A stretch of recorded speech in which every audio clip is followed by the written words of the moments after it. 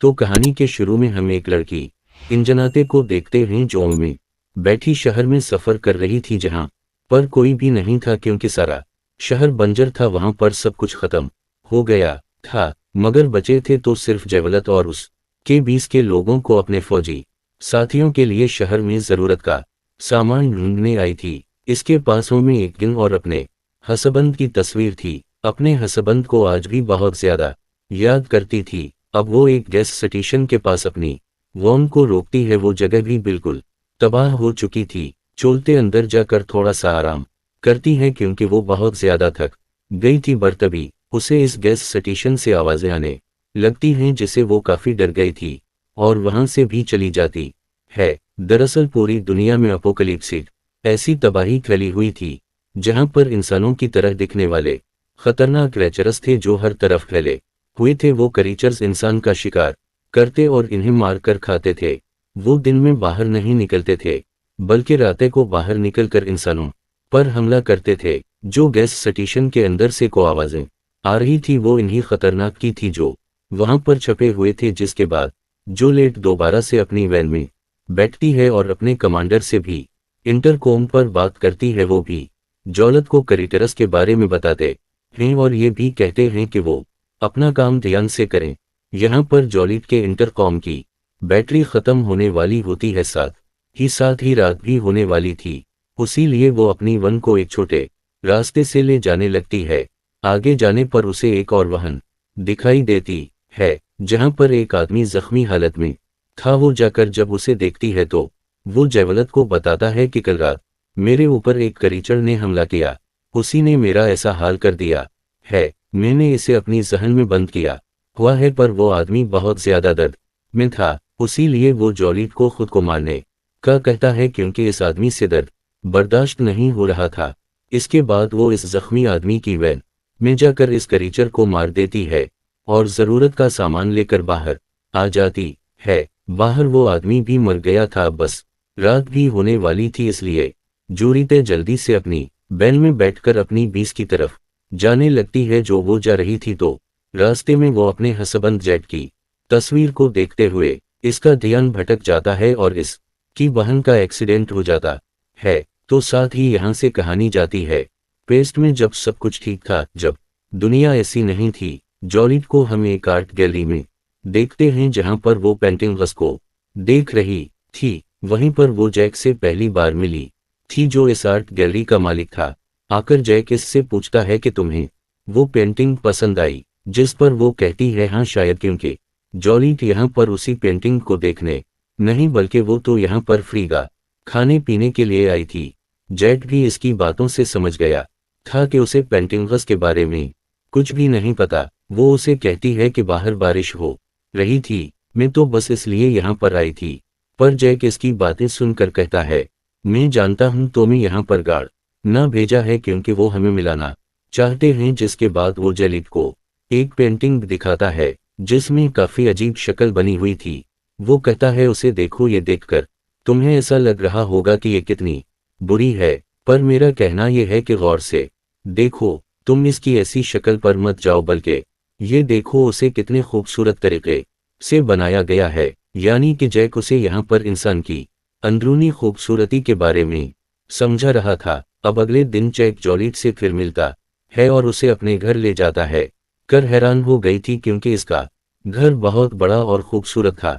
वो दोनों बैठकर बहुत बातें करते हैं जहां पर इन्हें पता चलता है कि इन दोनों के माँ बाप नहीं थे। लेकिन थोड़ी देर बाद जॉलिट को कुछ अजीब महसूस होता है और वो जाने लगती है क्योंकि इसे जैक का इतना अच्छा रवैया देखकर इस पर शक हो रहा था। उसीलिए वो इसके घर से चली जाती है। जिसके बाद कुछ दिन बाद का सकने दिखाया जाता है। जैक जॉलिट को एक बार में देखता है, उसके साथ एक बूढ़ा आदमी था। जैक को ये देखकर बिल्कुल भी अच्छा नहीं लगता। इसे ये जानकर तो और भी ज्यादा बुरा लगता है। फिर जॉलिट ऐसे बुरे लोगों के साथ वो सिर्फ पैसे लेने के लिए गुजारती है, उसीलिए वो अब इसका पीछा करता है। वो इसके घर तक आ गया था।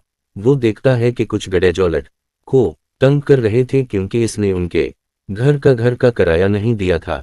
ये सब देखकर जैक इसकी मदद करता है, घर के मालिक को किराया देता है और जॉलिट से कहता है कि मैं तुम्हारी मदद कर सकता हूँ, अगर तुम चाहो तो। वो इसकी कोई बात नहीं सुनती और उल्टा गुस्से में उसे अपने घर से जाने का कहती है। काफी दिन ऐसे ही गुजर जाते हैं। एकन जॉलिट खुद ही जैक है घर आती है। उसकी हालत बहुत खराब थी, वो बहुत जख्मी थी। ये हालत इसकी इन्हीं गुंडों ने की थी जिनसे पहले जैक ने उसे बचाया था। जैक जब इसकी ऐसी हालत देखता है तो काफी परेशान हो जाता है। खैर वो इसके जख्मों को साफ करता है और इसका काफी ख्याल भी रखता है। जॉलिट के बाद नहीं जानती थी कि जैक इसे कितना प्यार करता है, इसीलिए तो वो इसका इतना ख्याल रख रहा था। यहाँ पर हमें जॉलिट के बारे में एक और बात पता चलती है, नशा भी किया करती थी। अब जब वो बिल्कुल ठीक हो जाती है तो दोबारा नशा करने के लिए बाहर जा रही थी। जैक इसको रोकता है कि ऐसा मत करो, जिस पर उसे बहुत गुस्सा आता है और घर की चीजों को भी फेंकने लगती है। कभी जैक इसको गले लगाकर शांत करता है। वो इसकी नशे की हालत को छुड़वाना चाहता था, उसीलिए वो उसे शहर से दूर ले जाता है, जहां पर वो एक बहुत ही खूबसूरत घर खरीदता है। इन दोनों ने शादी भी कर ली थी और वहां पर हंसी खुशी रहने लगे थे। एक दिन जॉलिट जैक को खुशखबरी देती है कि वो मां बनने वाली है, जिससे जैक बहुत खुश होता है। पर जब उनका बच्चा पैदा होता है तो वो मारा हुआ था, जिसे वो दोनों काफी दुखी हो गए थे। जैक इस बात को जानता था कि ये सब जॉलिट के उन नशे वाली आदत की वजह से हुआ है। इसे कुछ नहीं कहता क्योंकि वो भी बहुत दुखी था। जॉलिट फिर से पहले से भी ज्यादा नशा करने लगी थी। वो रात रात भर घर से बाहर रहती थी। जैक जाकर उसे ढूंढ कर लाता और इसका ख्याल रखता था। पर एक दिन जब दोनों गाड़ी में जा रहे थे तो उनके भी झगड़ा हो जाता है। जोली तो उसे कहती है कि मेरे बच्चे की मौत के जिम्मेदार तुम हो, जिस पर जैक को बहुत गुस्सा आता है और वो गाड़ी से उतरकर एक फैक्ट्री के पास चला जाता है। और जॉलिट भी एक बार में आ गई थी तो भी उसी जैक की कॉल आती है, पर वो उसे नहीं उठाती। लेकिन जब वो तेवाओ पर खबर देखती है जिसमें बताया जा रहा था कि फैक्ट्री के पास एक केमिकल धमाके की वजह से 40 लोग मर गए, तो वो बहुत ज्यादा डर जाती है और जैक के बारे में सोचने लगती है। कभी वो जैक का फोन उठाती है तो एक आदमी उसे बताता है कि जैक की हालत बहुत खराब है और वो अस्पताल में है। जॉलिट जल्दी से अस्पताल जाती है। वो जाकर देखती है जैक कमरे में था, जिसकी हालत बहुत खराब थी। अब जॉलिट को पछतावा हो रहा था कि अगर उनके बीच झगड़ा ना होता तो जैक की ऐसी हालत ना होती। खैर जब ये जैक के पास जाती है तो वो बोल तो नहीं सकता था, उसीलिए वो एक बोर्ड पर उसे अलिफ लौ यू लिख कर देता है, जिसे देख जॉलिट को बहुत रोना आता है, क्योंकि अब उसे जीत के प्यार का एहसास हो गया था। वो उसे खोना नहीं चाहती थी। जॉलिट को पूरा यकीन था कि वो ठीक हो जाएगा, इसे कुछ नहीं होगा। जब वो अस्पताल आती है तो वहां पर जैक नहीं था। इसके पूछने पर अस्पताल वाले बताते हैं कि वो मर गया है और इन्होंने इसकी लाश को जला दिया क्योंकि वो पूरी तरह से इन्फेक्टेड हो गया था। ये सुनकर तो जल्द अब टूट चुकी थी। वो इसके मरने के बाद जैक की बहुत सी यादों को याद करती है। जैक के जाने के बाद अब फिर से बिल्कुल अकेले हो चुकी थी, जिसके बाद हम कहाँ दोबारा से परसेंट में देखते हैं जहां पर केविन का एक्सीडेंट हुआ था। अब आहिस्ता आहिस्ता उसे होश आता है। इसकी टांगों में फुंसी हुई थी। वो हिलने की कोशिश करती है मगर हिल नहीं पाती। तभी वो अपनी गिन को देखती है जो वैन से थोड़ा दूर पड़ी थी। वो एक तार के जरिए उसे अपनी तरफ खींचने की कोशिश करती है पर नहीं खींच पाती। अब वो अपनी टांग को जैसे तैसे कर बाहर निकाल दिया है। इसकी टांग की हड्डी टूट चुकी थी जो अब बाहर निकल रही थी। वो इस पर शराब को डालकर हाथ से इसे अंदर करती है, जिससे उसे बहुत दर्द हो रहा था, पर इसने अपनी टांग पर अब पिटी बांध ली थी। वो अपनी वैन में मौजूद रेडियो से अपने बीस पर राब्ता करने की भी कोशिश करती है और इसकी किसी से भी बात नहीं हो पाती। अब वो आहिस्ता आहिस्ता रंगते हुए बाहर जाती है और जाकर अपनी गिन उठा लेती है। तभी वहां पर इसकी रेडियो इस अजीब सा तिरिये चरा गया था जो देखने में बिल्कुल इंसान जैसा था। असल में ये जितने भी ऐसे कनलिया तरस थे सब पहले इंसान थे और उस फैक्ट्री के केमिकल वाले धमाके की वजह से बचने वाले इंसान की इसमें बदल गए, यानी वही धमाका जिसमें जैक की भी मौत हुई थी। जॉलिट को तभी अपने रेडियो पर भी आवाज आती है। उसके बीच से कोई बोल रहा था, पर अब वो करतरे भी उसकी तरफ आने लगा था। ये रेडियो की आवाज इस करको की तरफ खींच रही थी, तो फिर जलीट इस रेडियो को अपनी वैन से दूर फेंक दी है, जिससे वो क्रीचर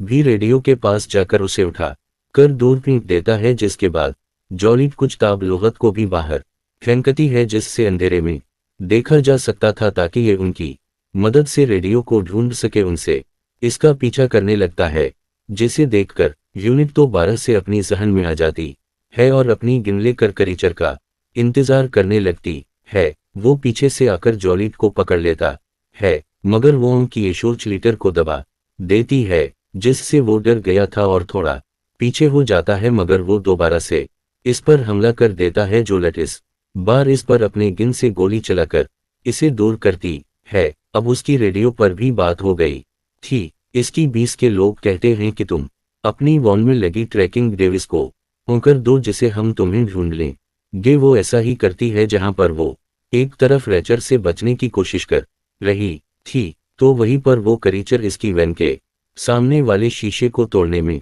कामयाब हो जाता है और इसकी तरफ बढ़ने लगता है, पर जॉलिट जल्दी से हेडलाइट को चला देती है, जिससे वो भाग गया था, क्योंकि ये क्राइचर्स ज्यादा रोशनी को बर्दाश्त नहीं कर सकते थे। बाद में वो फिर से रेडियो पर अपने 20 पर बात करती है, जिस पर वो इससे कहती है कि हम लोग खतरे में फंसे हुए हैं, अगर सुबह तक जिंदा रही तो हम तुम्हें बचा लेंगे। ये सुनकर तो जॉलिट और ज्यादा डर गई थी, तो भी उसे वहां पर एक और गाड़ी की आवाज आती है। वो इस गाड़ी को देखकर इन्हें आवाज लगाने लगती है। दरअसल वो चोर और गंडे थे जो लोगों को मारकर उनके सामान को चरा कर भाग जाते थे।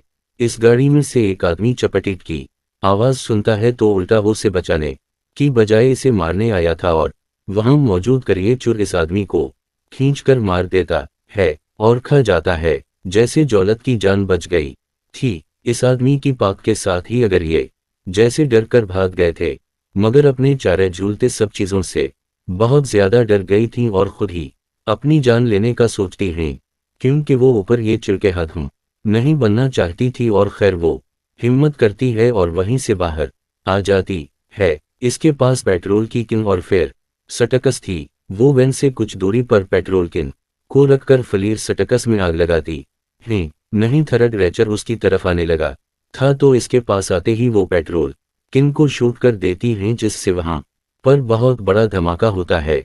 पर वो क्रीचर अब भी इस धमाके से नहीं मरता। वो जॉलिट को खींचकर उसे दूर फेंकता है, लेकिन इस बार जॉलिट ने इस क्रीचर को गोली मार दी थी, जिससे वो वहीं पर गिर जाता है और यूनिट भी वहीं पर लेट गई थी, क्योंकि वो जख्मी होने के साथ साथ बहुत ज्यादा थक भी गई थी।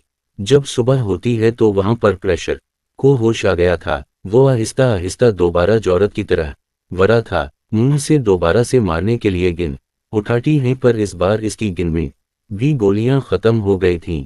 पोकरेचर इसके पास आकर उसे बिल्कुल वैसे ही हाथ लगाता है जैसे जैक इसे छुआ करता था या और जॉलिट को ये बात पता चलती है कि जैक मरा नहीं था, बल्कि वो जिंदा था। मैं बदल गया था। पूरा वक्त वो जॉलिट के साथ था, जैसे वो उसकी हिफाजत कर रहा था। कभी जॉलिट को जैक की वही पेंटिंग वाली बात याद आती है, जिसमें काफी अजीब शक्ल बनी हुई थी।